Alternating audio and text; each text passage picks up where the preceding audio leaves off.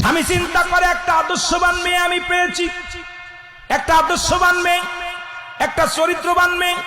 কারণ বাসর ঘরে ঢুকে দেখি স্ত্রী নামাজে তারা নামাজ পড়ে দুহাত আল্লাহর দরবারে উঠায়া চোখের পানি ছেড়ে দরদর করে কান্দে, আল্লাহ তুমি আমার মাফ করে দাও। আমি কি জবাব দিব আমার স্বামীর কাছে?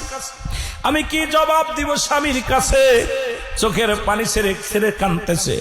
হঠাৎ স্বামী ঘরের ভিতরে ঢুকে বললেন, স্ত্রী রে তুমি এত কান্নাকাটি করছো কেন? আজকে বাসর ঘর, আজকে দুজনের মিলন হবে, দুজন কথাবার্তা বলবো। আজকে তুমি আর আমি ঘরের মধ্যে, তুমি কেন কান্দো? তোমার কান্না দেখে আমার বড় মায়া লাগছে, তুমি কেন কান্দো? কয় স্বামী রে আমি আপনার কিসের জন্য কান্দি? আমার আল্লাহ মাফ করবে কি না? আপনার হক আমি নষ্ট করেছি। কয় কেবল বাসর ঘরে আসতে পারলাম না, কেবল বাসর ঘরে আসতে পারলাম না, তুমি আমার কি হক নষ্ট করলাম?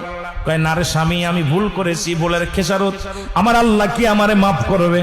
আমার আল্লাহ কি আমারে দয়া করবে? বাসর ঘরে স্ত্রী বলেন, স্বামী রে আমি আপনার কাছে অনুরোধ করি, আমি যদি আমার কথাগুলো বলি, গোপন কথা যদি বলি, আপনি আমাকে এখনই তালাক দিয়ে দিবেন, এখনই আমাকে বাদ দিয়ে দিবেন। আমি এটা বলে ভয় পাই না, আপনি আমাকে তালাক দিবেন আমার কোনো কষ্ট নাই, আপনি আমাকে ছেড়ে দিবেন কোনো কষ্ট নাই, আপনি আমাকে বাসর ঘর থেকে তাড়া দিবেন তাতেও কোনো দুঃখ নাই।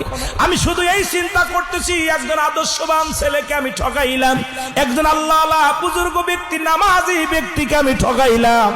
আল্লাহর দরবারে আমি কি জবাব দিব? মদিনা আলার কাছে আমি কি জবাব দিব?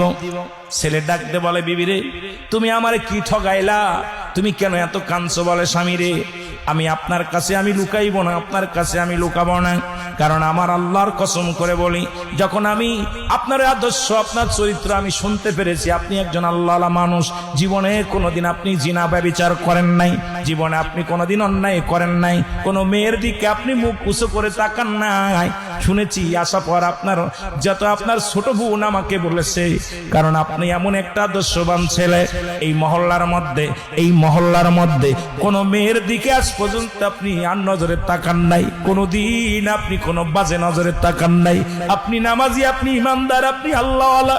এ আমার স্বামী আমি ভুল করেছি, আমারে আল্লাহ মাফ করবেনি।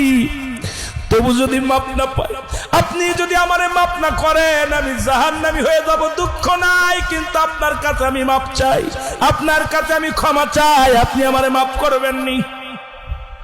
স্বামী কয়, বিবি রে বলো কি হয়েছে বলো। বলে স্বামী রে আমি একটা চক্রান্তে পড়েছিলাম, একটা ছেলের সঙ্গে প্রেম করেছিলাম, প্রেম করার পর সে আমার ছলনা করে নিয়ে গেল, নিয়ে যাওয়ার পর গত সপ্তাহ হয়ে গেল, এই এক সপ্তাহ হয়ে গেছে বিয়ের আগে আমার সঙ্গে দেখা করার কথা বলে, আমার বিয়ের কথা চলতেছিল, উনি আমাকে বলল একটু দেখা করো। দেখা করার পর আমাকে ব্ল্যাকমেল করে নিয়ে যে আমার সঙ্গে শারীরিক মিলন হয়েছে। এখন ওই সন্তানের সন্তান, ওই যুবকটার সন্তান আমার গর্ভে প্রবেশ করেছে। এই ভয়ে আমি আপনাকে ঠগাইতেছি, যদিও এক সপ্তাহ হয়ে গেছে, এক সপ্তাহের সন্তান হয়তো 10 মাস 10 দিন পরে আপনারই হবে, মানুষ বলবে আপনার সন্তান। যদি 7 মাসও হয় মানুষ বলবে আপনার সন্তান, যদি 8 মাসও হয় মানুষ বলবে আপনার সন্তান। কিন্তু আমি যে আপনারে ঠগাইতেছি, আল্লাহর আদালতে আমি কি জবাব দিব? আমি মদিনার কাছে কি জবাব দিবে? এই ভয়ে আমি কাঁদতেছি, কারণ আপনার আমি ঠগাইলাম।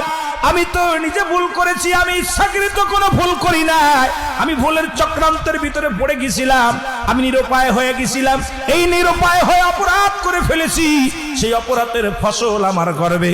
স্বামী রে এই কারণে আমি কি জবাব দিব? আপনার আমি ঠগাইলাম, আমার আল্লাহ কি আমারে মাফ করবে? আমার মদিনাওয়ালার দিদার কি আমি পাবো? কারণ আমি শুনেছি আমার নবী বলছে, অন্যের দোষটি ঢেকে রাখলে আল্লাহ তাআলা তার দোষটি ঢেকে রাখে। সুতরাং আমি আজকে স্বামী বলতেছে, ও বিবি আমার নবী বলছে অন্যের দোষটি যে ব্যক্তি ঢেকে রাখে আমি তার দোষটি ঢেকে রাখবো।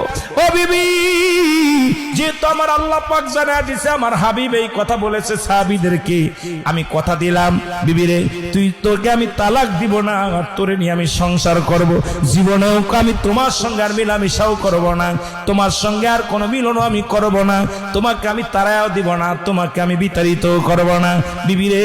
আর আমি কথা দিলাম এই কথাটা পৃথিবীর বুকে আমি আর কাউকে জানাবো না। জোরে জোরে বলো মারহাবা।